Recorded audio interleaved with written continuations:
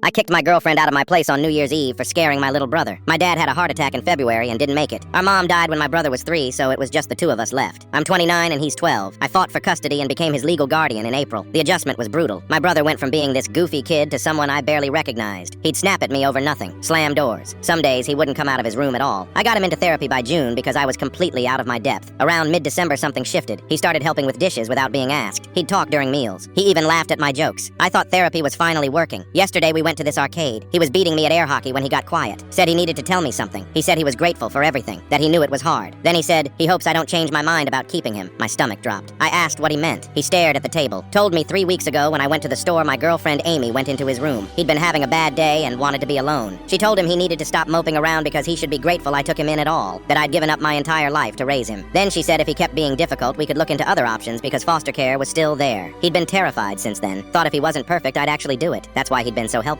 He wasn't healing. He was performing, so I wouldn't send him away. I felt sick. I told him I would never abandon him. He wanted to believe me, but I could see the doubt, and that destroyed me. We went home. Amy was on the couch watching TV. I told my brother to go to his room. Sat down and asked her if what he said was true. She nodded. Said yeah, she'd talk to him. Someone needed to give him a reality check because he was being difficult, and I was too soft. She was just trying to help. I told her she threatened a grieving kid. She dead-ass said his attitude did a complete turnaround after their talk, so clearly it worked. That I should be thanking her because he'd been so much easier to be around. I asked if she'd done this before. She hesitated. Said she'd talked to him a couple other times when I was out. Just reminders that I was doing him a huge favor. I told her to pack her stuff and leave. She stared at me, started crying, said I was overreacting, that it's New Year's Eve and I'm really kicking her out over trying to help. I said yes. She needed to leave now. She tried to hug me and I stepped back. She got angry. Said most girlfriends would have left by now because dating a guy with a kid is hard enough without the kid having an attitude problem. I opened the door. She grabbed her coat while crying about how I was choosing him over her. Slammed the door on her way out. I went to my brother's room. He was sitting on his bed looking terrified like he'd gotten in trouble. I sat down and told him none of this was his fault, that she was wrong, that I'm not going anywhere. He started crying and I held him. He kept saying sorry and I kept telling him he had nothing to be sorry for. Someone started pounding on the door. I told him to stay put and went to check. It was Amy with her mom. Her mom immediately started yelling about how I kicked her daughter out on New Year's Eve like some kind of monster. Amy was behind her crying. I tried to explain but her mom cut me off. Said Amy told her everything and I was being manipulated by a kid who didn't want a woman in the house. That my brother was playing me. My brother's door opened. He came out and her mom looked at him crazy. Said he should be ashamed of himself for lying to break them up. That he was a spoiled brat who didn't appreciate what he had. I stepped between them and told her to get out before I called the cops. She said she wasn't leaving until I apologized to Amy. I pulled out my phone and started dialing. She called me psychotic, but they backed toward the door. Amy was screaming that I'd regret this, that I was ruining her life over a kid throwing a tantrum. I slammed the door and locked it, turned around. My brother was standing there shaking. I walked over and hugged him, told him they were wrong about everything, that he's my brother and nothing changes that. He asked if they were coming back. I said no. He nodded against my shoulder. We ordered pizza and watched movies until we both fell asleep on the couch around 11:30. Missed the actual countdown.